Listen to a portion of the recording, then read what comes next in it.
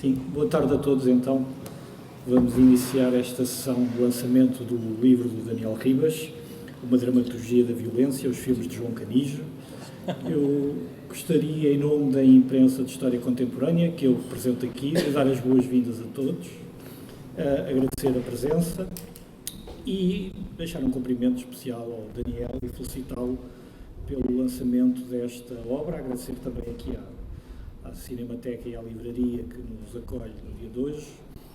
Para nós é um momento, nós, editores, a imprensa de História Contemporânea, é um momento particularmente importante. Presumo que para o Daniel, enquanto autor, seja também um momento feliz e agradável o lançamento deste seu livro, mas para nós, enquanto editores, isto também, esta cerimónia, esta sessão, representa também um momento particularmente importante. Trata-se de uma editora que está a lançar também os primeiros passos. Estamos aqui num processo de aprendizagem com os autores também. Agradecer-lhe um pouco a paciência que teve durante o processo de produção deste livro.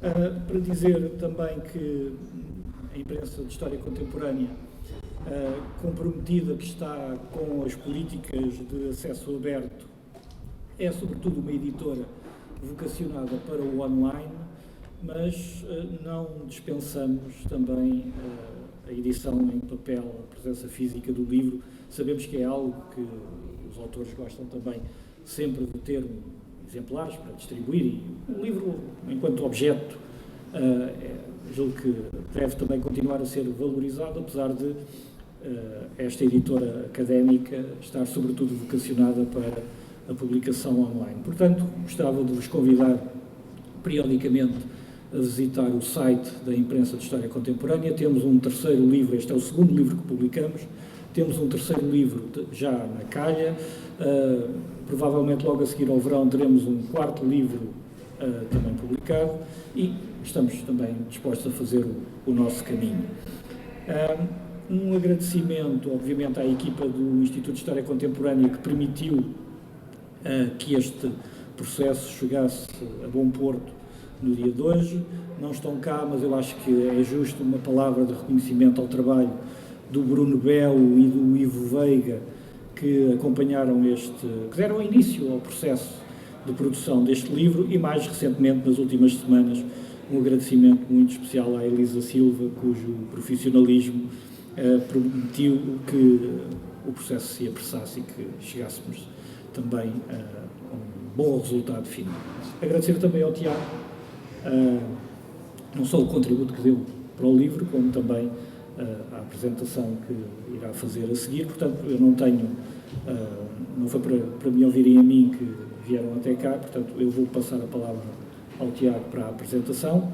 Deixo, mais uma vez, uma palavra de felicitação ao Daniel pelo livro e também, no fundo, ao objeto de estudo deste seu trabalho, ao realizador João Canijo, a quem também agradecemos a presença aqui hoje. Nunca lhe chamaram objeto, mas será também digamos assim, uma mais-valia para o nosso portfólio de livros ter o João Canijo enquanto objeto de estudo da nossa editora. Pronto, sem mais, agradecer mais uma vez a presença de todos e passar a palavra ao Tiago. Muito obrigado.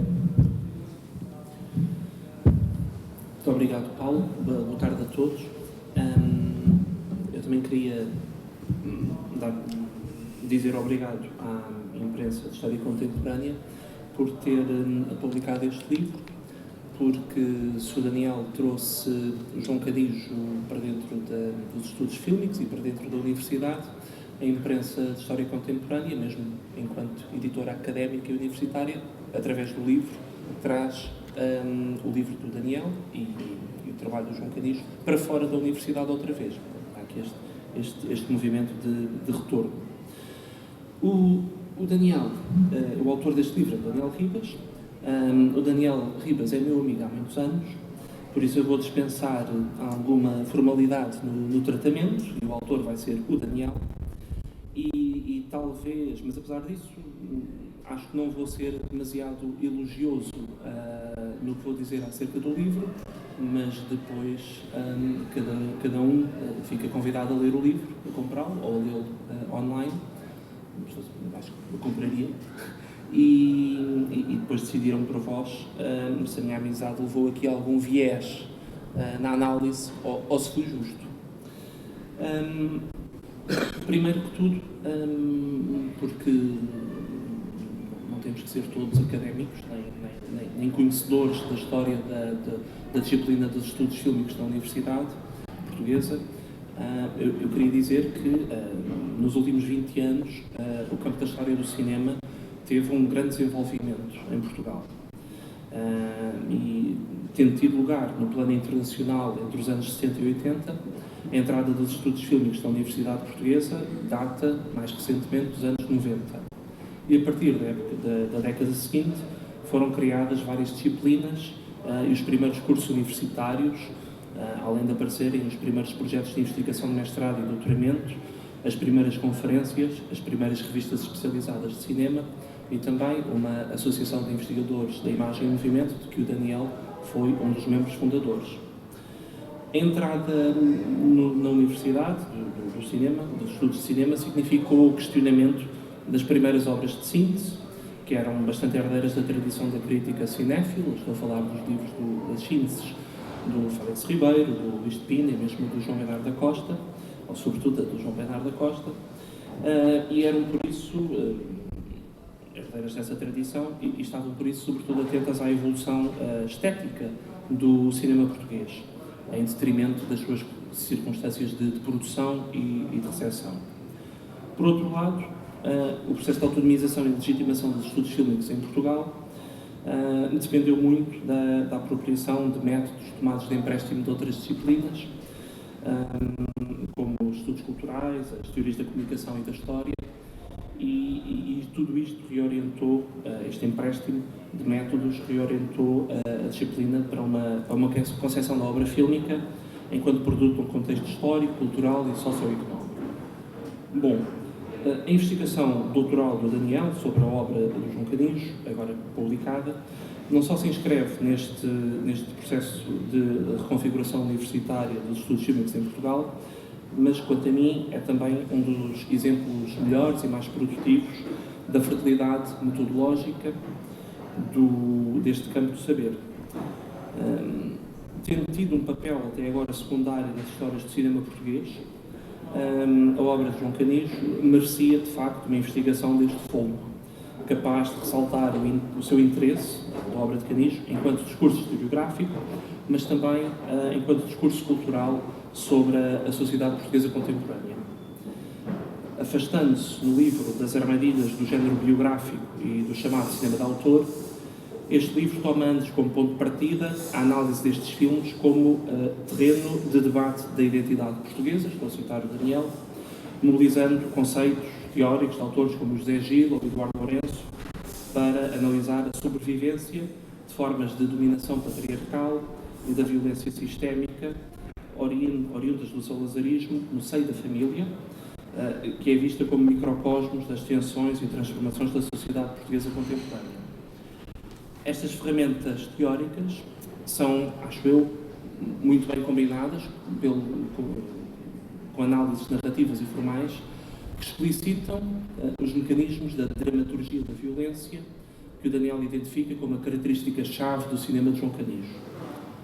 Iluminando-se reciprocamente as análises de construção e da interação de personagens e lugares, do uso da cor, da luz e do som, dos conceitos de não inscrição ou de recalcado, assim como as tensões intertextuais com o universo da tragédia grega ou do melodrama cinematográfico norte-americano, tudo isto revela a omnipresença da violência no cinema de Canijo, como, por um lado, a premissa comum da manutenção do status quo e a única estratégia para o subverter, ao mesmo tempo que é o meio para, invariavelmente, a violência voltar a refundar esse status quo.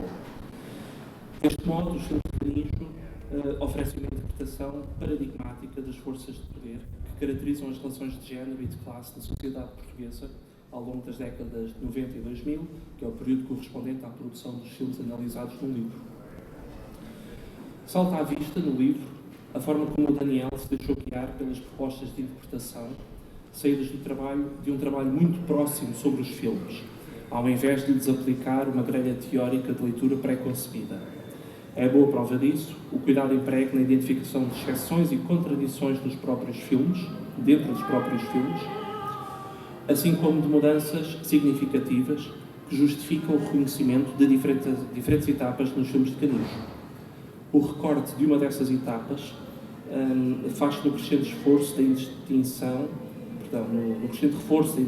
entre os modos de representação da ficção e do documentário, que é uma pedra de toque do método de longa preparação observacional e de trabalho com os atores que caracteriza os filmes mais recentes de Canijo, mas que também permite aproximá-lo de uma tendência mais abrangente do cinema português, feito pelo menos desde os anos 90, mas antes também, e que o Daniel descreve, numa expressão feliz, como aquele cinema predisposto a que o aparato fílmico receba as contradições do próprio real.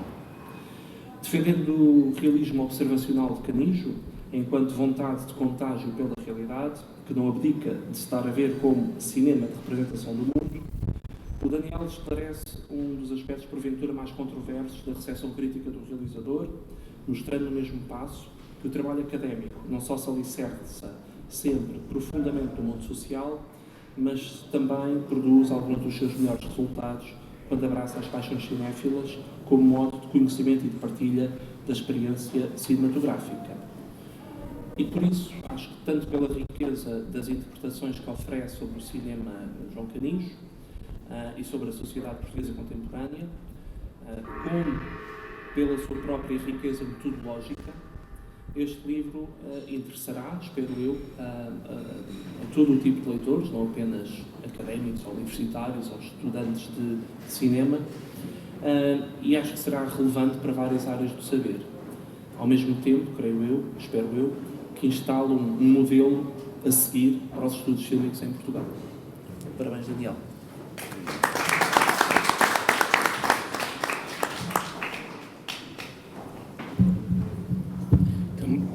Boa tarde e obrigado por estarem aqui hoje. Queria agradecer à imprensa de História Contemporânea ter acreditado neste livro. Dizer também que, na verdade, a imprensa de História Contemporânea faz um trabalho que não é um trabalho meramente de edição, mas é um trabalho também de certificação da própria qualidade da obra, e eu acho isso bastante importante para uma editora académica, e gostaria muito de agradecer ao Tiago ter feito esta apresentação, que eu acho que resume de forma perfeita, ou quase perfeita, aquilo que pode ser este livro, e por isso também me liberta um pouco para fazer uma espécie de dizer algumas palavras um pouco mais sentimentais e menos académicas neste momento. Eu acho que vale a pena, se calhar, começar por falar um pouco da minha história pessoal com o João, porque eu acho que, como qualquer investigação doutoral ou investigação de doutoramento, que dura muito tempo, esta durou mais de 6 anos, acho eu, a ser feita, depende muito da capacidade que nós temos de interagir com a obra de um autor e, como o Tiago disse, de haver alguma paixão cinéfila por aquilo que estamos a analisar. E, por isso, eu, quando estava a pensar nesta apresentação, lembrei-me de um tempo, de uma data já bastante longínqua, em 2001, quando o João Canijo foi ao Porto apresentar o Ganhar a Vida. Eu era um puto que achava que era crítico de cinema, e nós decidimos pedir para fazer uma entrevista ao seu realizador, com muito medo do que ele pudesse achar da nossa entrevista ou não. E nesse momento eu acho que se estabeleceu qualquer coisa de interessante entre mim e o João, que perdurou até hoje, e isso teve um reflexo, eu acho, não sei se te lembras disto ainda. Sim, tens uma memória... Também, não tenho não, mas pronto, mas ia falar disso. Pronto, mas eu não digo muito, eu digo só isso, depois podes dizer se a entrevista foi boa ou não. Mas eu ia dizer que no 6 meses ou 7 meses depois estava eu a passear em Barcelona e recebo um telefonema do João Canijo, não é? Eu, puto, que achava que que não tinha nada a dizer ao mundo, estava a receber um telefonema do seu realizador, e ele convidava-me para escrever uma biografia. É verdade. Que depois não foi para a frente, por razões que eu não sei quais são. Afinal, tenho a melhor memória que tu. Não é verdade? Ok. E, na verdade, não foi para a frente, e foi interessante porque, à medida que eu entrava na minha tese de doutoramento, eu fiz uma entrevista de 4, 5 horas em casa do João Canijo, fiz-lhe mais entrevistas para a frente, mas a certa altura da escrita da minha tese eu decidi que, como bom académico, que não ia ligar puto ao que o João dizia sobre a sua obra. E essa entrevista deitei ao lixo, assim como deitei outras entrevistas, de forma a concentrar-me realmente no que era importante nos filmes e o que é que os filmes podiam dizer do discurso do próprio João, que por vezes é um discurso que nem o próprio realizador sabe que está a ter. E era esse o meu grande objetivo quando decidi prescindir destas entrevistas todas. Mas isto tudo para dizer que a relação com o João foi importante para eu me sentir à vontade e me sentir com vontade de continuar a escrever e ir por caminhos ousados na leitura das próprias obras. Obviamente que, sendo isto uma investigação doutoral, eu não poderia deixar de agradecer a 2 pessoas que não estão aqui, mas que são essenciais para o resultado que aqui está, que foram as minhas orientadoras de doutoramento, a Carolina Overal Ferreira e a Maria Manuel Batista, que foram decisivas na capacidade de eu próprio me transformar na construção deste discurso e desta capacidade de analisar. Isto também tem muito a ver com algo que eu acho importante, que é, eu coloquei-me num território, que era o território dos estudos culturais, que de certa forma dava uma liberdade interessante. Essa liberdade era uma liberdade de poder analisar uma determinada obra, neste caso a obra do João, com ferramentas que não eram necessariamente académicas no estricto senso, que não eram artigos peer review, que não eram livros com abundante citação e com abundante construção teórica do passado, mas eram muitas vezes ensaios quase à flor da pele sobre a cultura portuguesa e os imaginários culturais portugueses. Esse limbo onde eu me coloquei foi um limbo muito importante, e por isso mesmo é que vocês verão que o livro tem uma primeira parte que é, sobretudo, uma primeira parte que permite estabelecer uma espécie de chão e de grelha de análise que eu depois posso aplicar ao filme. Só assim é que faz sentido a análise que depois é feita. A capacidade de eu defender um certo imaginário construído por filósofos, por antropólogos, por escritores, por ensaístas, que com o devido tempo foram construindo uma espécie de discurso maior, e comparar depois esse discurso com aquilo com o que sai propriamente dos filmes. Eu também queria ressaltar uma coisa que o Tiago passou assim ao de leve, que é a importância que a construção imaginária da ditadura salazarista impôs na mentalidade portuguesa, que o João fala muitas vezes também nas suas próprias entrevistas e, sobretudo, no filme Fantasia Lusitana, isso se torna mais evidente, e por isso o filme serviu também como forma de sustentar toda a análise aos filmes de ficção. E isso provavelmente será algo que até é um campo aberto para nós estudarmos outros fenómenos da cultura contemporânea portuguesa, e espero que possamos continuar a fazer isso.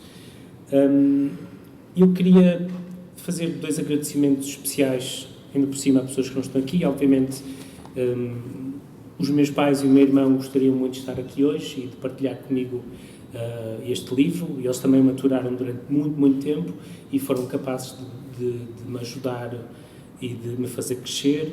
E queria agradecer ao Tiago, que está aqui, e ao Paulo Cunha, que não está aqui, que são aquelas duas pessoas que todos os dias me aturam e me permitem ser um bocadinho melhor pessoa do que sou, na verdade.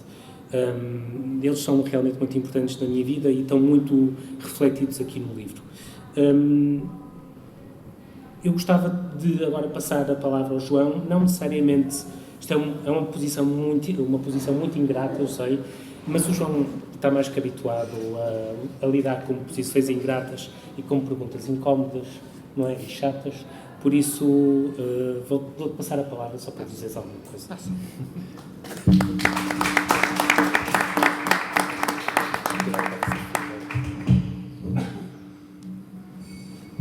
Eu só estou aqui, de facto, porque conheci o rapazinho em 2001 no átrio, no hall de um hotel, que não me lembro do nome. Isto está a fazer... Está terrível. É efeitos sonoros. Tuela. E está-se a falar. Hotel Tuela. Hotel Tuela. E eras tu e um amigo Era, que ia filmar. Era o que ia Abel. filmar. Quem era o cabeludo? Era o Abel. Essas caçadas devem existir, alguns.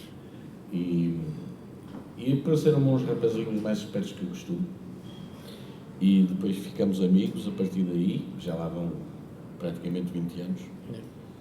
Não me lembro de todo desse número do pedido da biografia, nem me lembro de tudo porque é que isso seria. Não ser invenções do Paulo Branco, com certeza.